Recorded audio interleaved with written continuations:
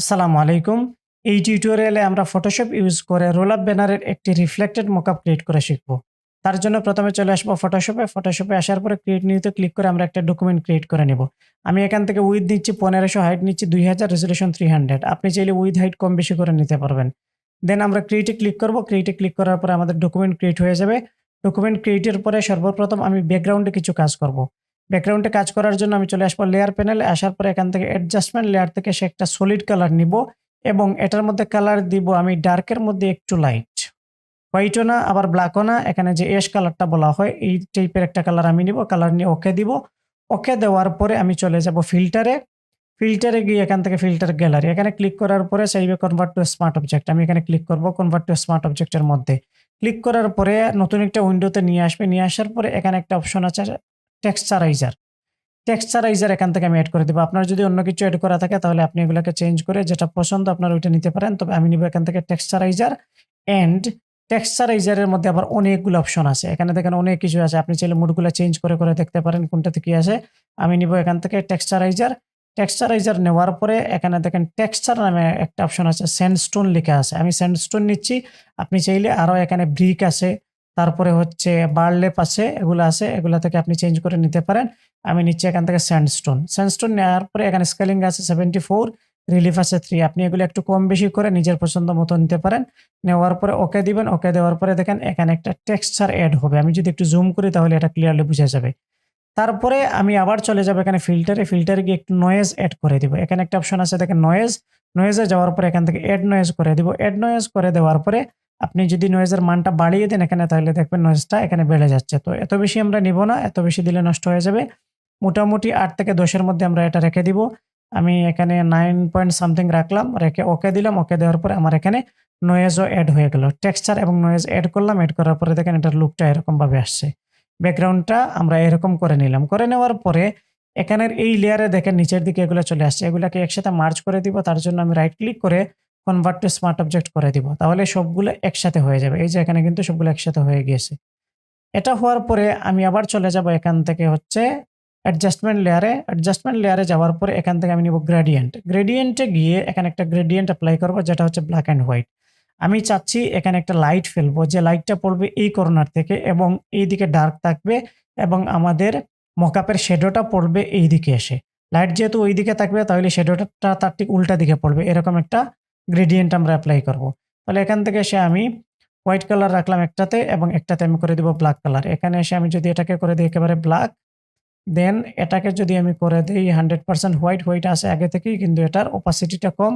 আমরা ওপাসিটিতে এসে এটাকে যদি 0 থেকে 100 করে দিই তাহলে কিন্তু এরকম ভাবে আসবে। এরকম আসার পরে ওকে দিব। ওকে দেওয়ার পরে এখান থেকে এটার অ্যাঙ্গেলটাকে একটু চেঞ্জ করে দিব। আমি এটাকে এইদিকে নিয়ে আসবো। নিয়ে আসার পরে দেখেন এখন লাইটটা চলে গেল এই কর্নারে আর ডার্ক যে কর্নারটা এইদিকে চলে আসলো। এখানে আমি 135 করে দিই ডিগ্রিটা, তাহলে একেবারে 100% কর্নারে চলে আসবে। এই যে এখানে চলে আসলো। আসার পরে আমরা ওকে দিব। ওকে দেওয়ার পরে আমরা এখন দেখতে পাচ্ছি আমরা একটু আগে যে নয়েজ এড করেছিলাম, টেক্সচার এড করেছিলাম, সেগুলোর কিছুই দেখা যাচ্ছে না ব্যাকগ্রাউন্ডের মধ্যে।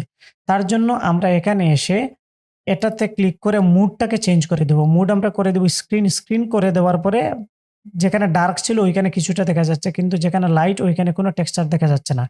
এই ক্ষেত্রে আমরা যেটা করতে পারি, এটাতে এসে ডাবল ক্লিক করে গ্রেডিয়েন্ট এডিটে গিয়ে আমরা চাইলে হোয়াইট যেটা আছে ওইটার ওপাসিটি একটু কম করে দিতে পারি। আমি এখান থেকে এটার ওপাসিটি একটু কম করে দিচ্ছি, 75 রেখে দিচ্ছি আমি। তাহলে একটু লাইটটাও কমে যাবে এবং আমাদের টেক্সচারটাও একটু ক্লিয়ারলি দেখা যাবে। তারপরে ওকে দিব। ওকে দেওয়ার পরে এখানে আবার ওকে দিব। ওকে দেওয়ার পরে আমাদের ব্যাকগ্রাউন্ডের কাজ শেষ। ব্যাকগ্রাউন্ডের কাজ শেষ হয়ে গেলে এই দুইটাকে আমরা ধরে কন্ট্রোল জি দিয়ে গ্রুপ করে দেন এখানে লিখে দিতে পারি বিজি। আমি এখানে লিখে দিলাম বিজি ফর ব্যাকগ্রাউন্ড। আর এই যে ব্যাকগ্রাউন্ডটা আছে এটাকে আমরা ডিলিট করে দিতে পারি, এটির কোনো প্রয়োজন নেই এখানে আমাদের। তাহলে আমাদের মকআপের যে ব্যাকগ্রাউন্ড ক্রিয়েট করা সেটি আমাদের কমপ্লিট হয়ে গেল। ব্যাকগ্রাউন্ডের কাজ শেষ হয়ে গেলে আমরা এখন রোলআপ ব্যানারের সাইজ অনুযায়ী একটা শেপ ক্রিয়েট করে নিব। আমরা জানি রোলআপ ব্যানারের সাইজ হচ্ছে 31 ইঞ্চিস বাই 79 ইঞ্চিস, অর্থাৎ উইথ হবে 31 ইঞ্চিস এবং হাইট হবে 79 ইঞ্চিস। এটা নেওয়ার জন্য আমরা চলে যাব এখান থেকে রেক্ট্যাঙ্গল টুলে। রেক্ট্যাঙ্গল টুলে গিয়ে এখানে ক্লিক করব। ক্লিক করার পরে উইথের করে আমরা দিয়ে দিব 31 দিয়ে আইএন অ্যাড করে দিব, তাহলে ইঞ্চিসে আসবে। এবং এখানে 79 দিয়ে আমরা আইএন অ্যাড করে দিব, তাহলে ইঞ্চিসে আসবে। তাহলে 31/79 ইঞ্চিস চলে আসলো। ওকে দিলাম। ওকে দেওয়ার পরে আমাদের শেপটি চলে আসছে। আসার পরে আমরা একটু জুম আউট করে নিব। জুম আউট করলে দেখতে পারবো শেপটি অনেক বড় হয়ে আসছে। দেন আমরা কন্ট্রোল টি দিব, এখানে টি দেওয়ার পরে শিফট অল্টার ধরে এটাকে ছোটো করে আর্টবোর্ডের বা ডকুমেন্টের ভিতরে আমরা নিয়ে আসবো। নিয়ে আসার পরে আমরা একটু টিকমার্ক করে দিব, টিকমার্ক করে আমরা চলে যাব মুভ টুলে যাওয়ার পরে এখন একটু আমরা জুম ইন করতে পারি। ইন করার পরে দেখতে পাচ্ছি একটু বাইরে রয়ে গিয়েছে। আমরা এখান থেকে ক্যানভাস রাখবো, অ্যালাইন টু ক্যানভাস রেখে আমরা ডান বাম উপর নিচ দুই দিকের আমরা সেন্টার করে দিব, তাহলে একেবারে ডকুমেন্টের সেন্টারে এটি চলে আসবে। ডকুমেন্টের সেন্টারে এখন চলে আসছে। এখন আসার পরে আমরা যদি একটু ছোটো বড়ো করতে চাই তাহলে কন্ট্রোল টি দিব। আমরা চাইলে একটু হালকা ছোটো বড়ো করে নিতে পারবো, এটাকে শিফট অল্টার ধরে আমি একটু ছোটো করে দিচ্ছি। এরকমভাবে এই শেপের মধ্যে মেইনলি আমাদের ডিজাইনটা ইনপুট হবে অথবা ডিজাইনটাকে আমরা বসাবো। তারপরে ওকে করে দিব, ওকে করে দেওয়ার পরে আমাদের মেইন শেপটি চলে আসছে। মেইন শেপটি আসার পরে এটাকে আমরা কনভার্ট টু স্মার্ট অবজেক্ট করে দিব। আমরা জানি মকআপের ক্ষেত্রে কনভার্ট টু স্মার্ট অবজেক্ট করতে হয়, অন্যথায় ডিজাইন ইনপুট করা যায় না। তাই এখানে এসে রাইট ক্লিক করব, রাইট ক্লিক করার পর এখান থেকে কনভার্ট টু স্মার্ট অবজেক্ট আমরা করে দিব। করে দেওয়ার পরে আমাদের মেইন শেপটা চলে আসলো। এখন আমাদের রিফ্লেক্টেড শেপটা লাগবে। তার জন্য আমরা এই শেপটাকে কন্ট্রোল জে দিয়ে দুইটা করে নিব। দুইটা করার পরে নিচের যে লেয়ার এটাতে আসবো, এটাতে আসার পরে আমরা কন্ট্রোল টি দিব। টি দেওয়ার পরে এখন রাইট ক্লিক করে আমরা এটাকে রোটেট করে দেব 180 ডিগ্রি। কেন এই রোটেটটা করব? কারণ আমরা জানি একটা রিফ্লেকশন হয় উল্টা, অর্থাৎ আপনি যদি কোনো রিফ্লেকশন দেখেন অথবা আয়নার সামনে যদি আপনি দাঁড়ান, আপনার কিন্তু উল্টা ভার্সনটা দেখা যায়। সেম এখানেও আমরা রিফ্লেকশনটা করব উল্টা, এর জন্য রোটেট 180 ডিগ্রি করে দিব নিচেরটাকে, অর্থাৎ যেটাকে আমরা রিফ্লেকশন হিসেবে দেখাইতে চাচ্ছি ওইটাকেই আমরা মেইনলি রোটেট 180 ডিগ্রি করব। আর যদি রোটেট না করি তাহলে কিন্তু সোজাসুজি রিফ্লেকশনটা হয়ে যাবে, যেটা রিয়েলিস্টিক মনে হবে না। তাই আমরা এই শেপটাকে, যেটাকে আমরা রিফ্লেকশন হিসেবে দেখাবো, সেটাকে রোটেট 180 ডিগ্রি করে দিব। করে দেওয়ার পরে আমরা এখান থেকে টিকমার্ক করে দিব। দেন আমরা এটাকে নিচের দিকে নামাই নেব। এটার দেখেন লেয়ারে আমরা আসি, আমি শিফট ধরে ডাউন স্ক্রলে ক্লিক করলাম, ক্লিক করে ধরে রাখলাম, ধরে রাখার পরে থেকে নিচের দিকে এটা নামতেছে। আমরা একেবারে লাস্ট মাথা পর্যন্ত এটাকে নিয়ে আসবো। নিয়ে আসার পরে আমরা একেবারে লাস্ট মাথায় এটাকে লাগিয়ে দিব। এই যে এখানে আমরা রাখবো। রাখার পরে আমরা কন্ট্রোল টি দিব, আবার এখানে কন্ট্রোল টি দিয়ে এটাকে একটু চ্যাপ্টা করে দিব, অর্থাৎ এখান থেকে একটু ছোট করে নিয়ে আসবো। আমরা অনেক সময় রিফ্লেকশনগুলো এরকম দেখে থাকি, তো আমরা এরকম একটু করে দিলাম। করে দেওয়ার পরে এখানে রাইট ক্লিক করব। রাইট ক্লিক করার পরে এখান থেকে চলে যাব ডিস্টোর্টে। ডিস্টোর্টে যাওয়ার পরে আমরা এই কর্নারটাকে টেনে এই দিকে নিয়ে আসবো এবং এই কর্নারটাকেও টেনে এই দিকে নিয়ে আসবো। কেন এটা নিয়ে আসতেছি? কারণ আমাদের লাইটটা পড়তেছে এই কর্নার থেকে, তাহলে রিফ্লেকশনটা অটোমেটিক একটা কর্নার ওয়াইজ পড়বে। তো আপনি যতটুকু কর্নার ওয়াইজ করতে চান এটাকে একটু এদিকে টেনে আপনি করে দিবেন। যে এরকমভাবে আমি করে দিলাম এটাকে। আমাদের লাইটটা এখানে আছে, লাইট সোর্স, আর রিফ্লেকশনটা এখন এই কর্নার ওয়াইজ পড়বে। আর একটু আমি চিকন করে দিতে পারি, এরকমভাবে আমরা রাখলাম। রাখার পরে আমরা টিকমার্ক করে দিব। টিকমার্ক করে দেওয়ার পরে এটি এখানে চলে আসছে। আসার পরে এখন এটার উপরে ডাবল ক্লিক করব। ডাবল ক্লিক করার পরে ব্লেন্ডিং অপশনসে থাকবো, এখান থেকে ফিল ওপাসিটিটাকে আমরা মাইনাস করে দিব। যেমন এখানে আমরা সর্বোচ্চ রাখতে পারি 10 to 15। আমরা 10 to 15 রাখলে একটা রিয়েলিস্টিক শ্যাডো এখানে মনে হবে। 15 হইলে এতটুকু দেখা যাচ্ছে, আর যদি আমরা 10 রাখি অথবা 9 রাখি, 10 রাখলাম আমি, 10 রাখলে এতটুকু। পরবর্তীতে আমরা এটার ফিল ওপাসিটিটাকে বাড়িয়ে কমিয়ে নিতে পারবো, এতে কোনো সমস্যা নেই। তারপরে আমরা ওকে দিয়ে দিব। ওকে দেওয়ার পরে এখন এই দিক থেকে যেহেতু লাইট পড়তেছে, তাহলে আমাদের মেইন যে শেপটা আছে বা মেইন যে ডিজাইনটা আছে, এটা ডান দিকেও একটা শ্যাডো পড়ার কথা। তাই এই শ্যাডোটা দেওয়ার জন্য আমরা এটার লেয়ারে আসবো। আসার পরে ডাবল ক্লিক করব, এখান থেকে একটা ড্রপ শ্যাডো দিয়ে দেবো। ড্রপ শ্যাডো এড করে দিব আমরা। মেইনলি এটা ডান দিকে পড়বে, নিচের দিকে খুব বেশি বের হবে না, আর উপরের দিকে তো হবেই না, কারণ উপরের দিক থেকে লাইটটা আসতেছে। তো আমরা এখানে চাইলে একটু কাস্টমাইজ করে নিতে পারি। আমি যদি এটাতে ধরে একটু টান দিই, ডান দিকে চলে আসবে এবং একটু নিচের দিকে নামবে।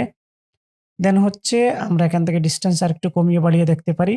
এরকম আমি এটাকে রেখে দিলাম, তারপরে ওকে দিলাম। ওকে দেওয়ার পরে আমাদের মোটামুটি মকআপের কাজ কিন্তু কমপ্লিট। এখন আমরা চাইলে আমাদের ডিজাইন ইনপুট করতে পারবো, এবং ইনপুট করলে এখানে তো আমাদের মেইন ডিজাইন আসবে এবং অটোমেটিক এই দিকে তার রিফ্লেকশনটা পড়ে যাবে।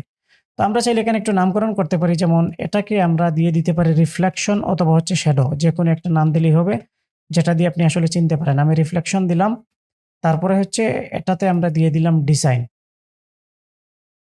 ডিজাইন লিখে দিলাম। ডিজাইন লিখে দেওয়ার পরে এখন আমরা এটাতে ডিজাইন ইনপুট করব অথবা ডিজাইন বসাবো। তার জন্য এখানে এসে ডাবল ক্লিক করব, এটার স্মার্ট অবজেক্ট অন হবে। দেন আমরা চলে যাব আমাদের ডিজাইনে। ডিজাইন যেখানে রাখা আছে ওইখানে যাবেন, ওইখান থেকে একটা ডিজাইন নিয়ে আসবেন। আমি এই রোলাপ ব্যানারটাকে নিয়ে এসে এখানে ছেড়ে দিলাম। ছেড়ে দেওয়ার পরে যদি ফিট না হয়, আমি দেখতে পাচ্ছি উপরের দিকে একটু গ্যাপ, নিচের দিকে একটু গ্যাপ, তাহলে শিফট অল্টার ধরে এখন একটা কর্নার থেকে হালকা একটু বড় করে দিব, তাহলে আমাদের এটা কিন্তু ফিট হয়ে যাবে। ফিট হওয়ার পরে ওকেতে দিব। দেন আমরা কন্ট্রোল এস দিব। এস দেওয়ার পরে আমরা এখন আমাদের মেইন মকআপে যাওয়ার জন্য এটাকে ক্লোজ করে দিব এবং মেইন মকআপে আসার পরে দেখতে পারবো এখানে দেখেন আমাদের মেইন যে ডিজাইনটা এখানে আসছে এবং এটার রিফ্লেকশনটাও এখানে কিন্তু উল্টো হয়ে চলে আসছে। এই যে রিফ্লেকশন। আপনার যদি মনে হয় এটার অপাসিটি একটু কমে গেছে বেশি, তাহলে আপনি এখানে এসে একটু বাড়িয়ে দিতে পারবেন। এই যে এখানে 10 দেওয়া আছে, আপনি চাইলে একটু বাড়িয়ে 15 অথবা 15 এর আশপাশে রেখে দিতে পারেন। ওকে দিলাম আমরা 15 দিয়ে, তাহলে এখন দেখেন রিফ্লেকশনটা এরকম দেখা যাচ্ছে। আমরা যদি 180 ডিগ্রি এটাকে রোটেট না করতাম তাহলে কিন্তু সোজাসুজি রিফ্লেকশন হয়ে যাইত এবং যেটা রিয়ালিস্টিক মনে হইতো না। এখন যদি আমি এই ডিজাইনটাকে চেঞ্জ করি তাহলে চেঞ্জ করলেও ওই যে ডিজাইনটা আমরা এখানে নিয়ে আসবো সেটার রিফ্লেকশন এখানে পড়বে। কারণ কি, এই শেপটা আমরা এখানে নিয়ে আসার আগে অর্থাৎ রিফ্লেকশনের জায়গায় নিয়ে আসার আগে কিন্তু কনভার্ট টু স্মার্ট অবজেক্ট করেছিলাম। এখন আমরা এখানে যেটা করব এখানেও সেম কাজটাই হবে কনভার্ট টু স্মার্ট অবজেক্ট থাকার কারণে। তাহলে আমরা এখানে আরেকটা ডিজাইন চেঞ্জ করি। চেঞ্জ করার জন্য আমরা এখানে ডাবল ক্লিক করে দেন হচ্ছে ডিজাইনটাকে এখানে নিয়ে গেলাম। নিয়ে যাওয়ার পরে এখান থেকে এসে আমরা একটু বড় করে দিলাম এটাকেও। তারপরে আমরা টিক মার্ক করে দিলাম। চাইলে নিচের ডিজাইনটাকে আপনি ফেলে দিতে পারেন। এখান থেকে এসে ডিলিট করে দেন। দেন কন্ট্রোল এস দেন আর এটাকে ক্লোজ করে দেন। এখানে আসেন, দেখেন আপনার ডিজাইনটা এখানে চলে আসছে এবং এটা রিফ্লেকশনটাও এখানে কিন্তু চলে আসছে এবং রিফ্লেকশনটা একটা রিয়েলিস্টিক রিফ্লেকশন অ্যান্ড লাইট সোর্সটা এই কর্নার থেকে, তার জন্য একটা কর্নার ওয়াইজ আমাদের যে শ্যাডো বা রিফ্লেকশনটা এখানে পড়তেছে এবং এইদিকে আমাদের একটা ড্রপ শ্যাডো আছে যেটা ক্লিয়ারলি এখানে শো করতেছে। আমি যদি এই ডিজাইনটাকে একটু জেপিজি সেভ করি তাহলে আমরা ক্লিয়ারলি এটার একটা জেপিজি ভার্সন দেখতে পারবো। আমি এখানে আসলাম, এখানে আসার পরে নামকরণ করে দিলাম রোলআপ ব্যানার, আরবি দিয়ে দিলাম আমি রোলআপ ব্যানার। দেন সেভ দিলাম। সেভ দেওয়ার পরে আমরা এখন ওই লোকেশনে চলে যাব। গিয়ে আমরা দেখতে পারবো আমাদের ডিজাইনটি এখানে চলে আসছে। এই যে আমাদের মকআপ করা রোলআপ ব্যানারটি এখানে চলে আসলো। আপনারা চাইলে এটার আশপাশে অনেক কিছু লিখে দিতে পারেন, যেমন এটা এডিটেবল, এটার সাইজ কত, এরকম অনেকে কিন্তু লিখে দেয়, এটার কালার মোড কি এগুলো লিখে দেয় এবং এখানে নামও লিখে দেয় অনেকেই। আপনারা চাইলে এগুলো লিখে নিতে পারেন। আমি আর এখানে লিখছি না, লিখলে টিউটোরিয়াল অনেক লম্বা হয়ে যাবে। আমি আশা করছি এই টিউটোরিয়াল দেখার পরে আপনারা এরকম রিফ্লেক্টেড মকআপ ক্রিয়েট করে নিতে পারবেন। এই টিউটোরিয়ালটি এতটুকু পর্যন্তই। আসসালামু আলাইকুম, আল্লাহ হাফেজ।